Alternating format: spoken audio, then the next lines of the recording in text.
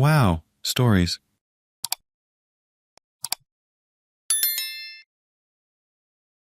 My girlfriend, 28 years old, and I, 30 years old, have been dating for just over 6 months.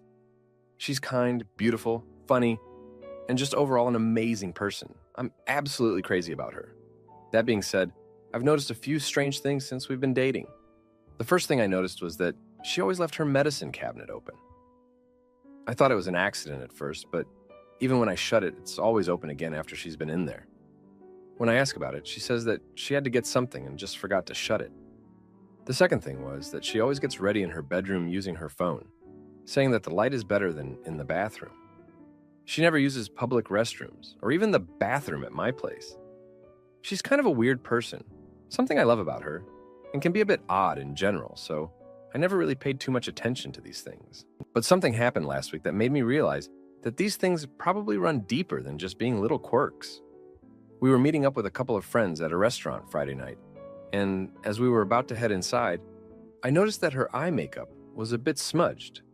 I told her this, and she went to pull up her phone camera. I said that there was a mirror in the sun visor, and she should just use that, but she said that she preferred to use her phone.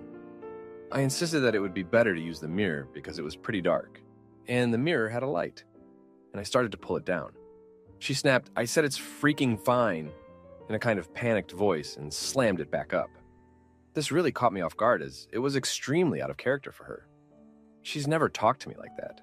I'd never even heard her raise her voice until that moment. She immediately apologized and said that she hadn't meant to snap at me, and she overreacted, but when I asked her what that was about, she said that she just preferred not to use the mirror and brushed me off when I pressed further.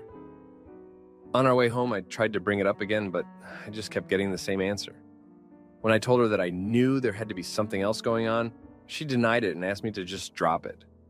Since this happened, I've been paying more attention when we're hanging out. At one point, we were at Walmart and passed a mirror. She scrunched her eyes shut and quickly looked away. She does the same thing when she accidentally glances at a mirror in the car. This is something that I've noticed before, but she always says it was a cold chill. I never registered that it only happened when she caught her reflection. There's a chance that I could be wrong and that there's something else going on, but I'm almost positive I'm not. I don't know how to approach the subject, but I feel like it's something that we really need to talk about. Is there a good way to bring this up without upsetting or embarrassing her? Edit. I have been getting a lot of people saying that it doesn't affect me, so I should just leave it alone. I'm probably going to take that advice just because, yes, it is still early on in our relationship, and she's probably just not comfortable talking about it right now. But my concern was how genuinely terrified her reaction was. After what happened, I realized just how much this seems to be affecting her, and I wanted to be able to be there for her. Another thing that everyone is suggesting is that she has body image issues, and I honestly hadn't thought of that. I have a cousin who has a severe phobia of clowns, and the way she reacted and the way she behaves around mirrors is very similar to how my cousin reacts to even a picture of a clown. She has also talked about how she has severe anxiety and struggled with agoraphobia for a long time. She occasionally still has trouble leaving the house, and I thought that could be related. But if it is body image issues, I should definitely wait until she's ready to talk about it. Also, I'm pretty sure she's not a vampire.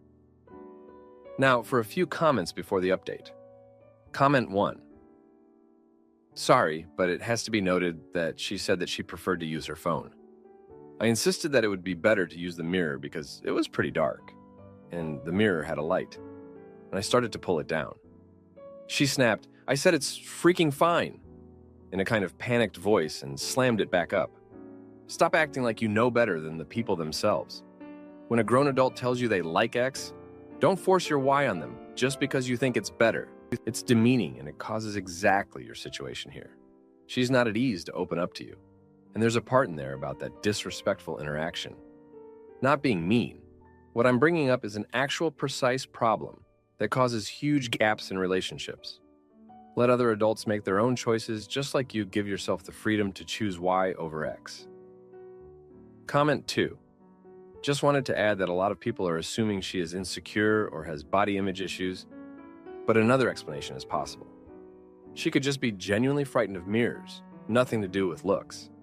There are a lot of spooky stories, creepypastas, and jump scares and horror movies involving mirrors, an evil version of you being in the mirror, your reflection doing something that you're not doing, the Bloody Mary myth, the idea that your reflection will try to trap you in the mirror world, the unalived appearing in the rearview mirror behind the victim, etc.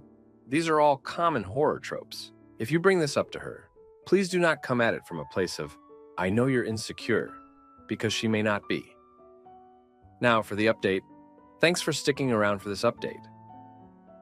So, after the whole mirror incident, things got weirder. We were at her place, watching a movie, when her phone rang. She looked at the caller ID, panicked, and let it go to voicemail. I asked who it was, and she said it was nobody, just a wrong number. But it happened again, and again. Always the same reaction. I couldn't help but notice the name Mom flash on the screen before she quickly silenced it. Later that night, she fell asleep on the couch, and her phone buzzed with a text. I know I shouldn't have, but I glanced at it. It was from the same mom saying, "We need to talk about your father." I didn't ask her about it. I didn't want to invade her privacy, but it was clear she was hiding something big. A few days later, we were at a friend's birthday party. She was in high spirits, laughing and joking, until someone brought out a cake with a reflective topping. She froze, her smile vanished, and she excused herself, rushing to the bathroom. I followed her, concerned, and found her hyperventilating. I tried to comfort her, but she pushed me away, saying she needed space. I couldn't shake the feeling that these events were connected. Her fear of mirrors, the mysterious calls from her mom, her father being mentioned. It was like a puzzle, and I was missing crucial pieces. The next day, I did something I'm not proud of. I called the number labeled Mom from my phone. A woman answered, her voice heavy with worry. I pretended to be a telemarketer, but before I could hang up, she blurted out, "Please, if you see my daughter, tell her she needs to confront her past. She can't keep running from what happened with her father." I was stunned. What had happened with her father? I couldn't ask her directly. She'd know I invaded her privacy. So I decided to watch and wait, hoping she'd trust me enough to tell me herself. But fate had other plans. We were out for a walk when we bumped into a man who looked at her with a mix of surprise and recognition. She went pale, grabbed my hand, and pulled me away. Once we were out of earshot, she broke down, tears streaming down her face. She confessed that the man was her father, that she hadn't seen him in years after a traumatic event that she still couldn't talk about. She said seeing her own reflection reminded her of him and she couldn't bear it. I hugged her, telling her it was okay, that I was there for her. But inside, I was reeling. Her trauma was deeper than I imagined, and it was affecting every aspect of her life. The next day, I made a choice. I decided to confront her father. I thought if I could understand what happened, maybe I could help her heal. I found him at a local bar, and I asked him point blank about his past with my girlfriend. He looked at me, a mix of anger and sorrow in his eyes, and said, "You think you're helping, but you're not. Some things are better left buried." He refused to say more and walked away. I went back to my girlfriend, ready to tell her what I'd done. But when I saw her, I hesitated. She was smiling, genuinely happy for the first time in days. I couldn't bring myself to shatter that. So I kept silent, telling myself I'd made the right choice. But as I write this, I can't help but feel a gnawing doubt. Did I really do the right thing, or have I just made everything worse?